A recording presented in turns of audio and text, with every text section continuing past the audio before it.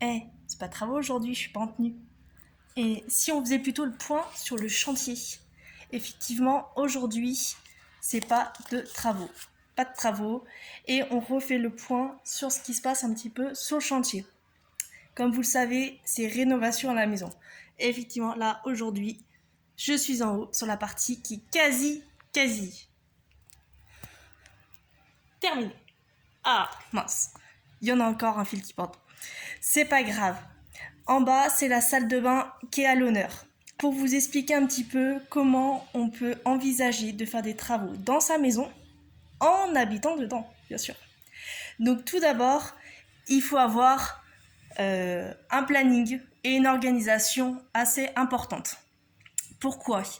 Tout simplement pour gérer et la vie de famille, et la vie de travail, et la vie de travaux. Voilà, c'est toutes les casquettes qu'on peut mettre sur sa tête et il faut jalonner avec elle en permanence. Donc, pour ça, il y a plusieurs choses à faire en amont. Tout d'abord, des plans. Travailler les plans, effectivement, c'est quand même une bonne solution pour pas se planter après. On n'avance pas tête baissée, on réfléchit, on organise, on planifie et surtout, on vient voir sur le terrain exactement ce qu'il en est, sur ce qu'on veut faire, sur ce qui est possible de faire aussi tout simplement, parce que des fois, la structure de la maison de base, c'est de la restauration, ne nous permet pas d'envisager tout, ou sinon à des coûts trop élevés.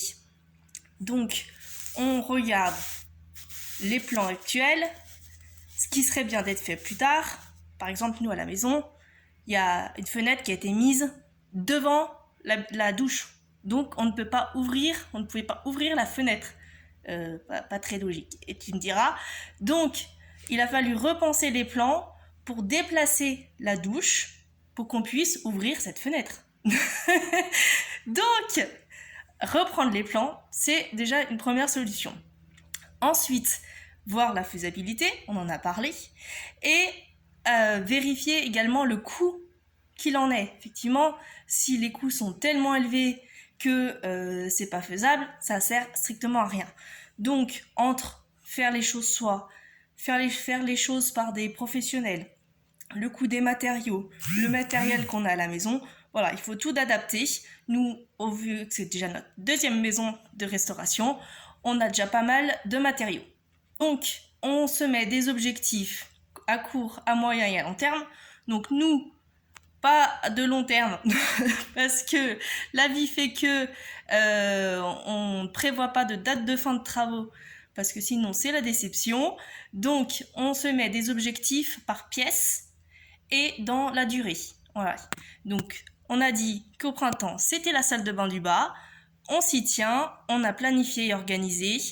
Et on a de même fait un rétro-planning par rapport à ces travaux.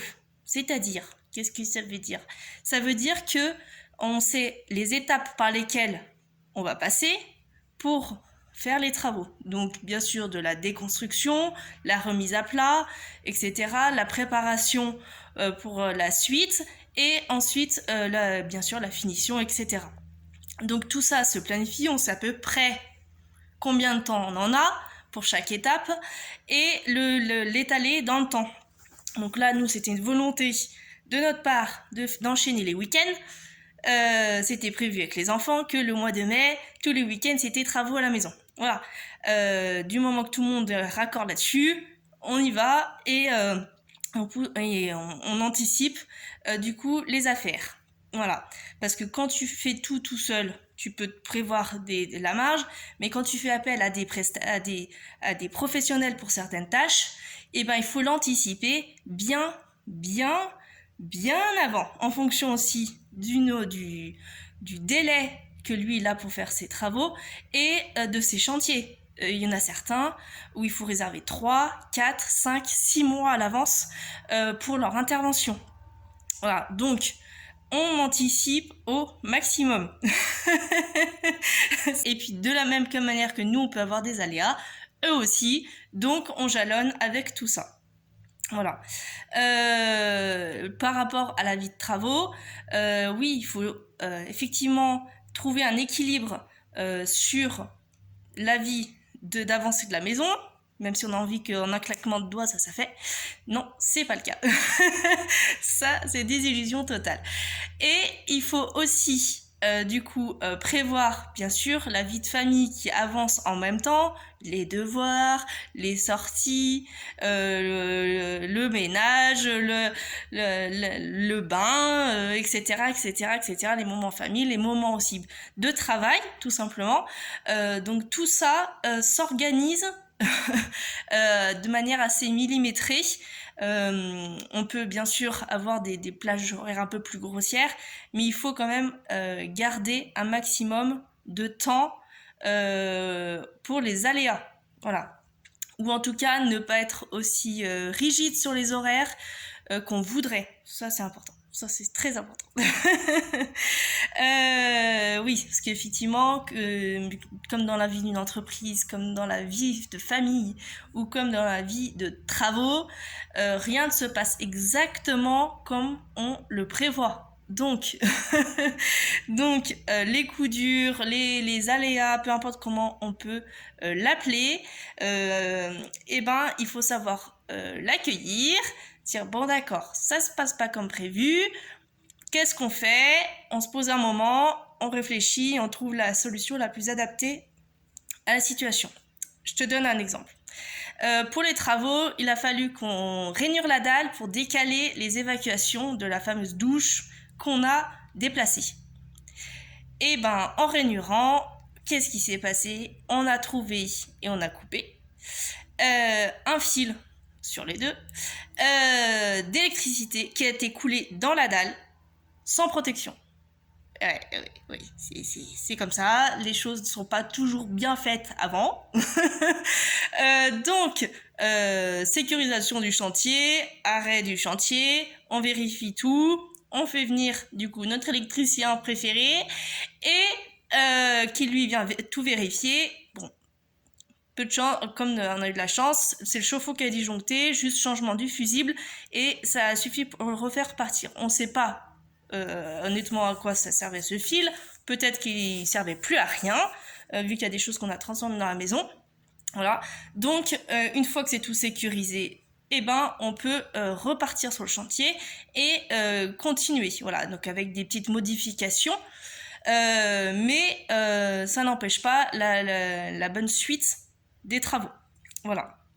Donc sur un chantier, c'est important de comprendre que parfois il est nécessaire de déconstruire ce qu'on a fait, ce qui a été fait, ce qu'on a appris, peu importe sur quel domaine en fait on peut le réappliquer sans problème, même au niveau professionnel, des choses qu'on a apprises qu'il faut désapprendre pour mieux les apprendre d'une autre manière. Donc nous, par exemple pour les travaux, il a fallu casser la baignoire, casser la douche, casser les murs, enlever le sol, etc. Casser pour remettre à nu, repartir sur de bonnes bases et ensuite pouvoir reconstruire sur cette base-là et sur du sain, tout simplement. Parce qu'effectivement, la douche, elle fuyait, comme on le savait, mais on ne savait pas autant. Il a fallu attendre 3 jours avec la fenêtre ouverte pour que la dalle sèche, tellement qu'il y avait des fuites et de l'humidité qui passait dans la dalle. Voilà. Donc voilà, c'est du délai qu'on ne peut pas prévoir à l'avance, mais voilà, on fait avec ce qu'il y a. Ça nous apprend quoi tout ça? Ça nous apprend à être patient et des fois c'est pas mon fort. On aimerait que ça aille beaucoup plus vite, beaucoup mieux, etc. Et non, des fois c'est tout simplement pas possible. Il faut, tout comme Rome c'est pas construit en un jour, c'est pareil chez soi. Effectivement, on a fait le choix de vivre dedans en même temps qu'on faisait les travaux, déjà tout simplement pour un souci financier, voilà. Et de la même manière que le fait de faire soi et de prendre le temps de vivre dans la maison permet de comprendre mieux son fonctionnement et du coup d'adapter au mieux la structure de la maison à sa vie possible. C'est-à-dire que des fois, on peut faire très vite des travaux, payer, pouf, on paye, c'est fait. Et on se rend compte qu'en vivant dedans, c'était pas tout à fait ça. qu'il faut redéfaire parce que il y a telle lumière qui vient de là, ou parce que le chauffage patati patata. Donc il faut reprendre. Là, nous, avec le temps, ça fait 2 ans et demi qu'on est dans la maison, bientôt 3, on a eu le temps de décider, de voir le mieux pour la maison et pour l'adaptation à la vie de famille. Les enfants, ils sont là, ils sont en bas âge, mais ils seront plus tard grands. Donc voilà, que la maison, elle soit adaptable à tout âge pour notre vie de famille. Voilà. Donc, certaines tâches, effectivement, dans la construction de la maison, sont plus longues que d'autres. D'ailleurs, qui se voient ou qui se voient pas. Il y a des choses... mais du raillage, des placos, c'est des choses qui vont assez vite, qui modifient rapidement la structure d'une pièce ou d'une maison.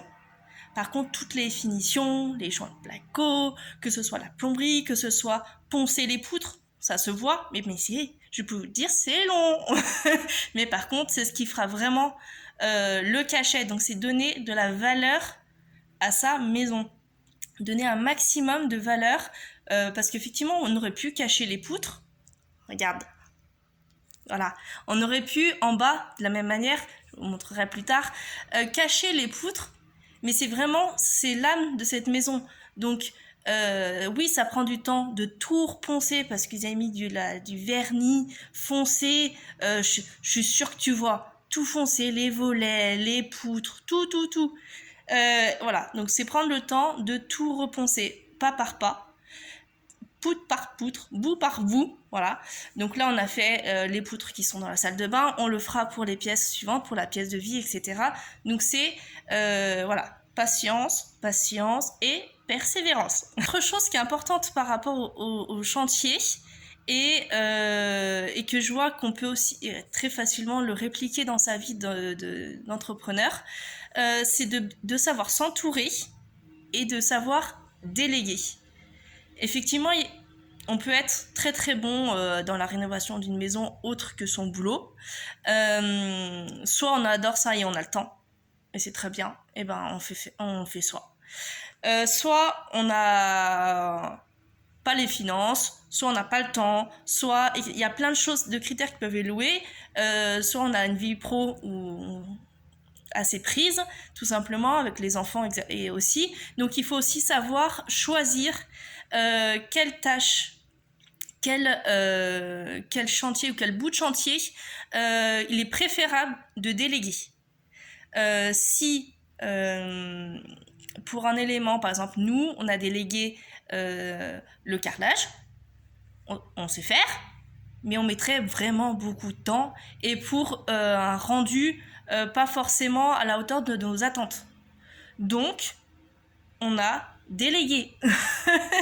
Voilà. Et c'est vraiment important, de la même manière que l'électricité, on a délégué aussi pour les points importants de la maison, tirer les gaines, ça, il n'y a pas de souci, on le fait. Et c'est vraiment les connectiques de base, tout comme la plomberie entre l'ancien qui est tout en cuivre fondu et tordu, donc c'est pas adaptable sur des réseaux actuels. Voilà, donc on a fait appel aux plombiers pour nous faire le joint entre l'ancien et le nouveau réseau. Voilà, donc ils vont tellement vite et ils font ça tellement bien que on va pas s'en priver, parce que le temps en tant qu'entrepreneur, c'est de l'argent, et donc du coup, ce coût-là de temps, il est tellement énorme qu'il faut savoir aussi mettre, du coup, toi, des finances de côté pour ces coûts-là. Parce que là, le carreleur, il a peut-être déjà fini, que toi, t'en serais déjà qu'au début. Voilà, donc ça, c'est super important.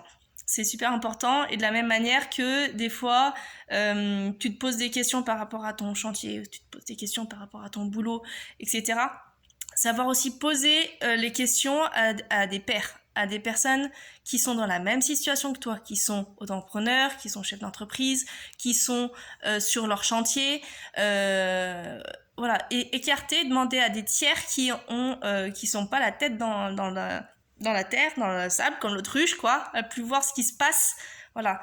Donc c'est vraiment important d'aller demander l'avis à d'autres personnes, et ça permet aussi de se rassurer sur les résultats ou la solution qu'on a trouvée.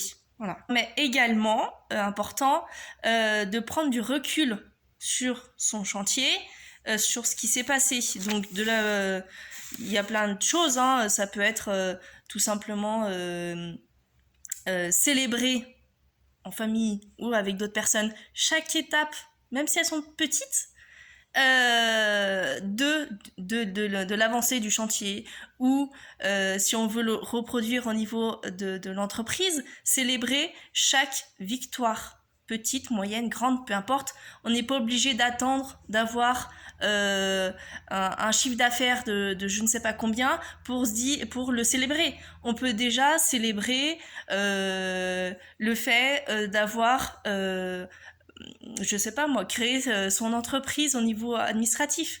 On peut célébrer le fait d'avoir intégré des réseaux sociaux.